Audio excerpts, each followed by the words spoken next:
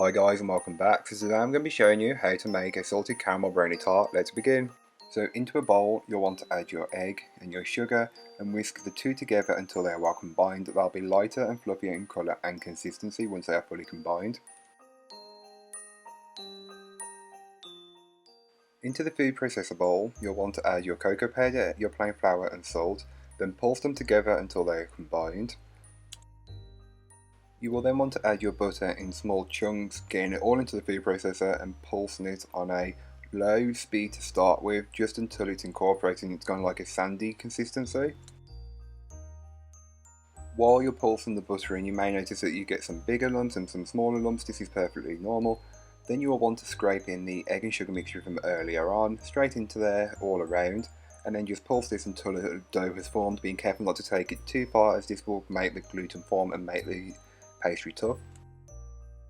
Now that your pastry is made, you'll want to flour the surface pretty well with just some plain flour and empty out your chocolate pastry onto it.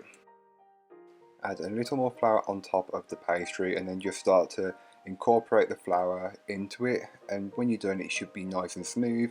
Wrap this in some plastic wrap or cling film and then place this in the fridge for a minimum of 45 minutes to an hour.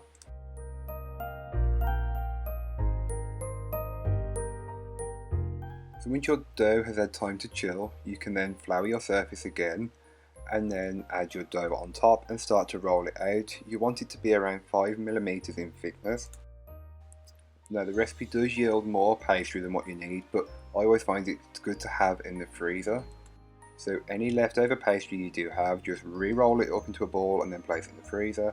Take your dough and then roll it back on the rolling pin, put it straight over the tin, start to press it into place into the bottom, and then once you've done that you can start to trim away the excess from the edges just with a sharp small knife. You can then set this aside in the fridge until you need it later on.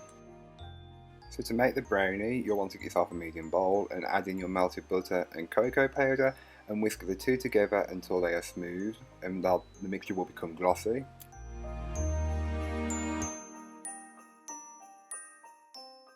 You can then go ahead and add in all of the granulated sugar and just whisk it in until it's fully incorporated.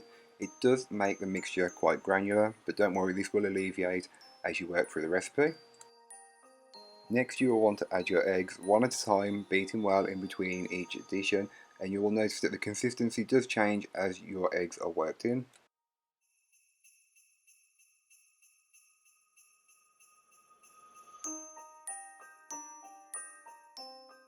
So once the eggs have been fully incorporated, you can then add in your plain flour and your chocolate chips and just fold these in using a silicone spatula, being careful not to over mix at this stage. So once you see no trace of a single ingredient, stop mixing and get ready to pour it into your tart case. So you'll just want to make sure that your salted caramel is quite pliable, so you may want to put it in the microwave for just a couple of seconds. Pour it into the base of your tart and then just spread it out so it's level. Then you can start to pour over your brownie batter, and this is the best part, as brownie, salted caramel, and then the chocolate pastry all works so well. Any information that you may want about this recipe will be found on the blog post, and I will leave a link to that down below, so don't forget to check it out if you're interested in making it. And once the brownie is baked, again I forgot to record anything, I sliced it up and drizzled over some more caramel, as you can never have enough salted caramel in a salted caramel brownie tart, can you? So thank you so much for watching. I hope you enjoyed. If you did, don't forget to like, comment and subscribe for more from me, and I'll be back again in a couple of days time with another video, so join me then. Don't forget that this month it's Bakemas, so I'm going to be uploading more, so check them all out. I'll leave all the links you need in the description down below, so go and check them out. And that's all for today. Bye guys.